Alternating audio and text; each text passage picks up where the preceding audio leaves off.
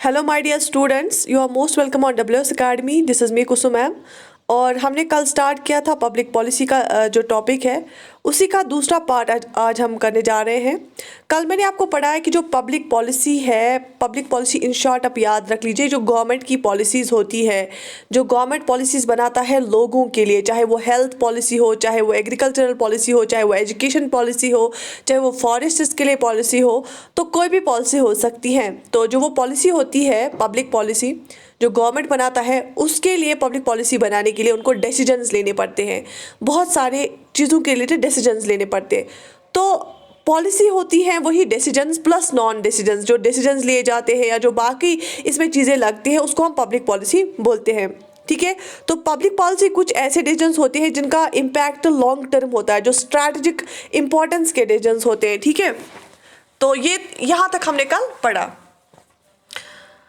और आज हम पढ़ेंगे 3 वेज ऑफ रिएक्टिंग। जब हमें कोई पब्लिक पॉलिसी बनानी होती है तो उसके रिलेटेड हमें डिसीजन लेने होते हैं ना डिसीजन, कि इस बारे में हम क्या करने जा रहे हैं, कितना फंड हम एलोकेट करेंगे, रॉ मटेरियल कहाँ से आएगा या प्रोडक्ट्स कहाँ से आएंगे, और अगर कोई सब्सिडी है तो वो कैसे जाएगी बेनिफिशरीज़ के अकाउंट्स में, या बेनिफिशरीज तक कैसे पहुँचेगी। ठीक है, तो डिसीजन हमें बहुत तरह के लेने होते हैं। तो 3 तरीके हैं डिसीजन लेने के। फॉर एग्जाम्पल प्रोएक्टिव डिसीजन, ठीक है, रिएक्टिव डिसीजन, इनएक्टिव डिसीजन, ये सारा कुछ टाइम का खेल है। डिसीजन अगर प्रोएक्टिव होगा दैट मीन्स अभी प्रॉब्लम नहीं हुई थी या हमारे पास अभी कोई ऐसा सिचुएशन नहीं आया था, फॉर एग्जाम्पल डिजास्टर जैसे होता है, डिजास्टर मैनेजमेंट में अगर हम प्रोएक्टिव डिसीजन ले लेंगे तो दैट मीन्स, या किसी भी पॉलिसी में अगर हम प्रोएक्टिव डिसीजन ले लेंगे, हम बोलते हैं प्रोएक्टिवनेस हम कैसे दिखाते हैं, जब अभी प्रॉब्लम ना हो, जब अभी प्रॉब्लम अराइज नहीं हुई है लेकिन हम चाहते हैं हम पहले से तैयार रहें, पहले से सोल्यूशन ढूंढ के रहें, तो उसको हम बोलते हैं प्रोएक्टिव डिसीजन।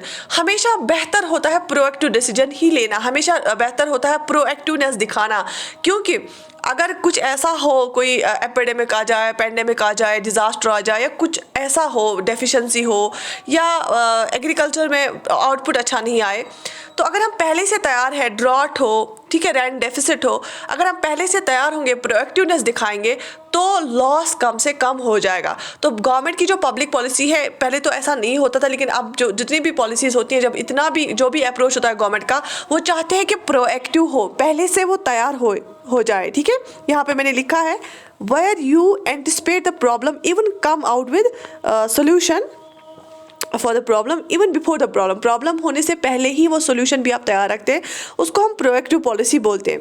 दूसरा होता है रिएक्टिव, रिएक्टिव होता है मतलब जब कोई सिचुएशन आ जाती है और आप रिएक्ट करते हैं।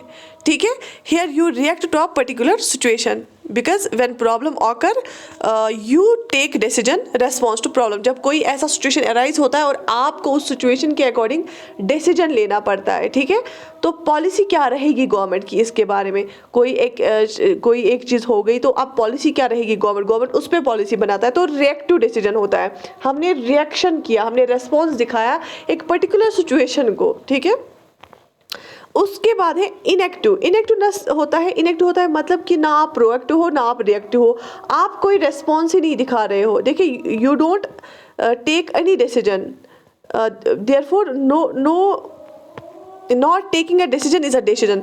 तो PM नरसिम्हा राव जो प्राइम मिनिस्टर थे, उन्होंने एक बार बताया कि अगर आप डिसीजन नहीं लेते हैं किसी चीज़ के बारे में, वो भी एक डिसीजन ही होता है। मतलब टाइम की बात है, क्या पता कभी ऐसी सिचुएशन हो जाती है, इतनी खतरनाक सिचुएशन हो जाती है कि आपको समझ नहीं आ रहा है। अगर आप ये डिसीजन ले रहे हो तो एक तबके के लोग खुश हो जाएंगे, दूसरे नाराज़। अगर आप वो डिसीजन ले रहे हो तो वो तबके के लोग खुश हो जाएंगे, दूसरे नाराज़। तो बेटर होता है कि आप चुप ही रहो, क्योंकि ऐसा कोई सिचुएशन होता है कि कुछ टाइम की बात होती है, टाइम की कुछ टाइम पीरियड के बाद वो सारा मसला ठीक हो जाता है। जैसे बाबरी मस्जिद का इशू था। ठीक है, ऐसे कुछ सेंसिटिव इश्यूज होते हैं जहाँ पे गवर्नमेंट को क्या होता है, इनएक्टिव रहना ही बेहतर होता है। तो PV नरसिम्हा राव ने बोला कि not taking a decision is also is a decision also. ठीक है, इज ऑल्सो अ डिसीजन। ठीक, पब्लिक पॉलिसी जो होती है वो कंटिन्यूस होती है, उसकी जो एक्टिविटीज़ होती है वो कंटिन्यूस होती है। फॉर एग्जाम्पल पहले कांग्रेस की गवर्नमेंट थी, उन्होंने बहुत सारी पॉलिसीज लाई, ठीक है। उसके बाद बीजेपी की गवर्नमेंट आई, उन्होंने उन इश्यूज को नहीं छोड़ा, चाहे हेल्थ का इशू हो, चाहे ओल्ड पर्सन्स का इशू हो, चाहे फार्मर्स का इशू हो, चाहे कोई नॉन परफॉर्मिंग एसेट्स बैंक्स का इशू हो, चाहे पढ़ाई का एजुकेशन का इशू, उनने वो छोड़ा नहीं। उन्होंने पॉलिसीज़ को कंटिन्यू किया और बड़ी बड़ी पॉलिसीज़ लेके आई, जैसे आयुष्मान भारत लेके आए, ठीक है, और बड़ी बड़ी पॉलिसीज़ लेके आए। लेकिन क्या किया, नाम चेंज किया पॉलिसीज़ का। अदरवाइज जो पॉलिसी है, पब्लिक पॉलिसी है, कंटिन्यूस एक प्रोसेस है, कंटिन्यूस एक्टिविटीज़ होती है इसमें, क्योंकि कोई भी गवर्नमेंट हेल्थ को इग्नोर नहीं कर सकती है, एजुकेशन को इग्नोर नहीं कर सकती है, एग्रीकल्चर को इग्नोर नहीं कर सकती, इंडस्ट्रीज़ को इग्नोर नहीं कर सकती है। ये कोर एरियाज होते हैं, ठीक है। तो हम कह सकते हैं जो पब्लिक पॉलिसी होती है वो साइक्लिकल इन नेचर होती है, ये साइकिल की तरह चलती रहती है इसका लाइफ स्पेन, ठीक है। Different stage of public policy are interlinked. जो पब्लिक पॉलिसी है पहले फॉर्मुलेट होती है, फिर इसमें इंप्लीमेंटेशन होती है, फिर इवैल्यूएशन होती है, असेसमेंट होता है। तो जितने भी स्टेजेस होती हैं पब्लिक पॉलिसी में वो इंटरलिंक्ड होते हैं, ठीक है। क्योंकि अगर पॉलिसी बन गई लेकिन इम्प्लीमेंट सही से नहीं हुई तो उस पॉलिसी का कोई फ़ायदा नहीं है। अब अगर पॉलिसी को इम्प्लीमेंट करने वाले होंगे लेकिन पॉलिसी उन्होंने सही नहीं बनाई है बेनिफिशियरीज के लिए, तो उसका भी कोई फ़ायदा नहीं है। तो डिफरेंट स्टेज जो पॉलिसी के होते हैं वो इंटरलिंक्ड होते हैं आपस में। देखो मैंने डिफरेंट स्टेज ऑफ पॉलिसी के यहाँ पे लाए हैं। बिल्कुल मैंने आप लोगों के लिए ये टॉपिक बिल्कुल इजी साधारण भाषा में मैं समझा रही हूँ। स्टेज 1 पे क्या होता है, पॉलिसी इनपुट। गवर्नमेंट क्या करता है, डिफरेंट सोर्सेज से वो इनपुट लेता है। For example sources, different sources use करके, मीडिया को यूज़ करके, सिविल सोसाइटी ऑर्गेनाइजेशंस को यूज़ करके, लोगों का इनपुट जान के, लोगों की राय जान के जो गवर्नमेंट है वो पॉलिसी के लिए इनपुट लेता है कि अगर हमें एजुकेशन पॉलिसी ले आनी है, लेकिन पहले गवर्नमेंट को ये पता होना चाहिए अभी लिटरेसी रेट कितनी है, अभी ड्रॉप आउट रेट कितनी है, अभी प्राइमरी टू सेकेंडरी कितने बच्चे जा रहे हैं। तो पहले इनपुट होना चाहिए। अगर ड्रॉप आउट गर्ल्स का ज़्यादा हो रहा है तो क्यों हो रहा है, रीज़न पता होना चाहिए। तो पॉलिसी इनपुट स्टेज 1 पे लिया जाता है। जब इनके पास इनपुट आ गया डिफरेंट सोर्सेज से, फिर पॉलिसी फॉर्मुलेशन हो जाती है। तो पॉलिसी फॉर्मुलेट कौन करता है, जैसे cabinet, political executive, ministers, legislator, ठीक है। तो पॉलिसी बनाता है फॉर एग्जांपल कैबिनेट में मिनिस्टर्स है, पॉलिटिकल एग्जीक्यूटिव फॉर्मुलेट करता है पॉलिसीज को, आउटर लाइन देता है पॉलिसीज की, ठीक है।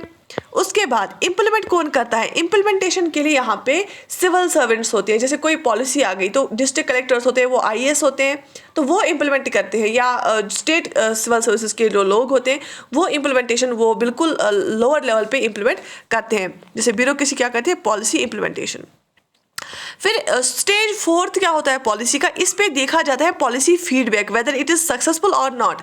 ब्यूरोक्रेसी से पूछा जाता है अगर आयुष्मान भारत को इतने साल हो गए या प्रधानमंत्री फसल बीमा योजना को इतने साल हो गए, क्या ये सक्सेसफुल हुई कि नहीं हुई। क्योंकि ब्यूरोक्रेसी जो होती है, जो सिविल सर्वेंट्स होती है, वो इम्प्लीमेंट करते हैं ना, तो वही चेंज एजेंट्स होते हैं, तो वो डेटा दे सकते हैं कि कितना सक्सेसफुल हुआ और कहाँ पे ज़्यादा सक्सेसफुल हुआ। अगर सक्सेसफुल नहीं हुआ तो प्रॉब्लम क्या था। उसके बाद अगर स्टेज 5 की बात करेंगे तो पॉलिसी रिव्यू होता है, वेयर टू कंटिन्यू और stop, input for next policy. तो पॉलिसी रिव्यू में क्या होता है स्टेज 5 में, कि हम देखते हैं कि हमें अब जो ये पॉलिसी है इसको कंटिन्यू करने की ज़रूरत है क्या, अभी भी इंश्योरेंस चाहिए फार्मर्स को, क्या अभी भी सप्लीमेंट चाहिए हॉस्पिटल्स में, तो क्या हम इसको कंटिन्यू करें या स्टॉप करें, ठीक है। तो नेक्स्ट पॉलिसी के लिए हमें क्या इनपुट मिलेगा, ये इसी को कंटिन्यू करना है या और बड़ी कोई पॉलिसी लानी है इसके लिए। तो ये 5 स्टेज से, पहला है पॉलिसी इनपुट, दूसरा है पॉलिसी फॉर्मुलेशन, तीसरा है पॉलिसी इम्प्लीमेंटेशन, चौथा है पॉलिसी फीडबैक और उसके बाद है पॉलिसी रिव्यू, ठीक है। Therefore cyclical and continuous process है क्या public policy, not in isolation but depend on others system approach. देखो क्या होता है इसमें, सिस्टम्स अप्रोच कैसे चलता है। देखो अगर कोई पब्लिक पॉलिसी बनती है उसमें लोग भी एक सिस्टम होता है, लोग भी एक पार्ट है, उसमें ब्यूरोक्रेसी भी एक पार्ट है, उसमें पॉलिटिक्स में लोग हैं वो भी एक पार्ट है, उसमें कल्चर का भी ध्यान रखना पड़ता है ना। अगर कोई भी पॉलिसी आती है, फॉर एग्जाम्पल कोई भी पॉलिसी आ गई, हेल्थ की पॉलिसी आ गई, न्यू एजुकेशन पॉलिसी आ गई, उसमें हमें कल्चर का भी ध्यान रखना पड़ता है। तो ये डिफरेंट सिस्टम्स होते हैं, चाहे सोशल सिस्टम हो, चाहे कल्चरल सिस्टम हो, चाहे इकोनॉमिक फंड्स कितने हैं हमारे पास, इकोनॉमिक सिस्टम हो, चाहे एडमिनिस्ट्रेटिव सिस्टम हो, क्या हमारे पास उतना एडमिनिस्ट्रेटिव कैपेबिलिटी है कि नहीं है। तो ये जो सारे सिस्टम्स होते हैं ना, सब सिस्टम्स, ये पूरा एक बड़ा सिस्टम होता है कंट्री, तो उसमें सब सिस्टम्स होते हैं। ये पूरे सब सिस्टम जो होते हैं ये डिपेंड होते हैं एक दूसरे पे। जब इकोनॉमिक सब सिस्टम सही होगा, जब फंड्स हमारे पास होंगे, जब इकोनॉमिक सब सिस्टम सही होगा, तब हम एडमिनिस्ट्रेशन की कैपेसिटी इंक्रीज कर सकते हैं। जब एडमिनिस्ट्रेशन हमारे पास होगा तब हम सोशल चेंज ला सकते हैं। ठीक है, तो ये साइक्लिकल और कंटिन्यूस प्रोसेस है पब्लिक पॉलिसी, और इसको हम आइसोलेशन में नहीं बना सकते। हम हेल्थ पे काम नहीं कर सकते फंड्स के बगैर, हम एजुकेशन पे काम नहीं कर सकते हैं लोकल फैक्टर्स को जाने बगैर। तो ये इंटीग्रेटेड होते हैं, डिपेंड होता है डिफरेंट सब सिस्टम्स पे। तो सिस्टम अप्रोच यहाँ पे लगता है। ठीक है, तो इसके बाद हमने पहले देखा पब्लिक पॉलिसी का। अब हम देखेंगे पब्लिक पॉलिसी एनालिसिस हम कैसे करते हैं। देखो, सबसे पहला जो अप्रोच होता है पब्लिक पॉलिसी एनालिसिस का, आप याद रखना इसमें 3 अप्रोच होते हैं। सबसे पहला अप्रोच होता है इंक्रीमेंटल पैराडिगम। इंक्रीमेंटल पैराडिगम होता है, उसमें डिफरेंट तरीके के मॉडल्स होते हैं, जिन मॉडल्स के बेसिस पे क्या किया जाता है, पब्लिक पॉलिसी को बनाया जाता है।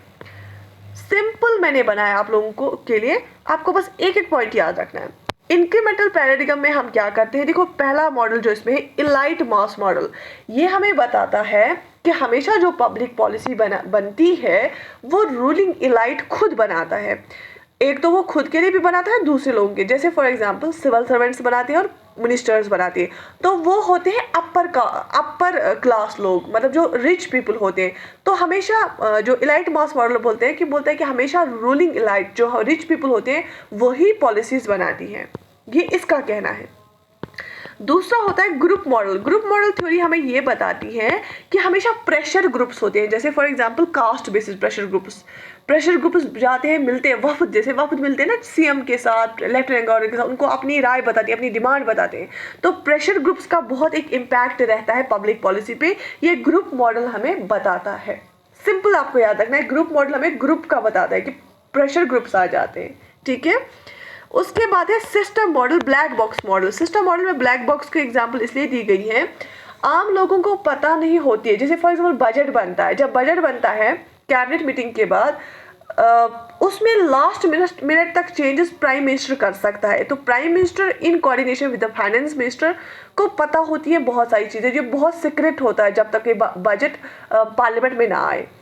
तो ब्लैक बॉक्स का मतलब होता है कि आम इंसान को पता ही नहीं होता है अंदर क्या चल रहा है असल में। ठीक है, वो तो बस बाहर से देखता है। तो सिस्टम अप्रोच हमें ये बताता है। उसके बाद होते हैं इंस्टीट्यूशनल मॉडल, मतलब बहुत सारे इंस्टीट्यूशंस का एक प्रभाव रहता है। फॉर एग्जांपल जुडिशरी, अगर लेजिस्लेचर, पार्लियामेंट और मिनिस्टर अच्छे से काम नहीं करेंगे तो जुडिशरी इंटरवीन करता है। तो अगर हमारा जो कंट्री है उसका सिस्टम कैसे चल रहा है, अगर सही से नहीं चल रहा है तो जुडिशरी एक्टिव होगी।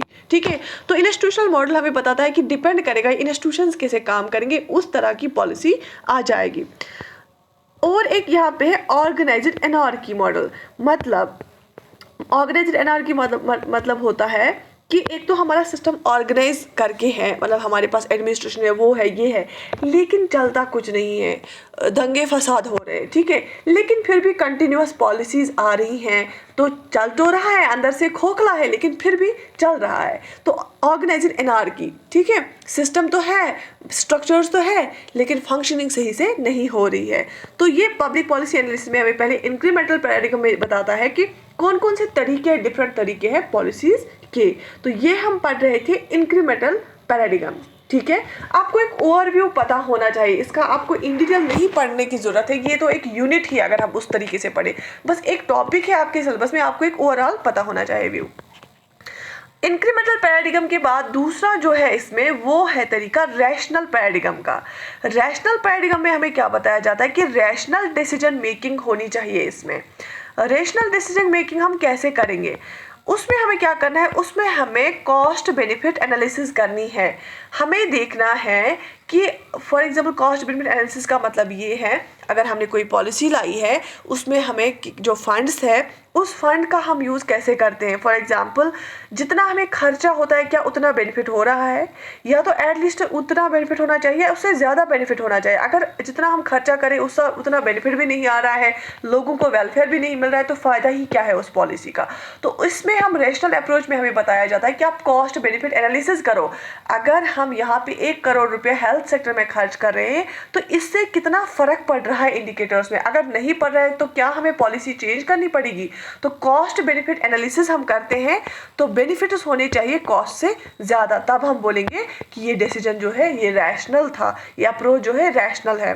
जो डोर मॉडल है ना, डोर एक थिंकर है, इसने ही रैशनल पैराडिगम का मॉडल दिया।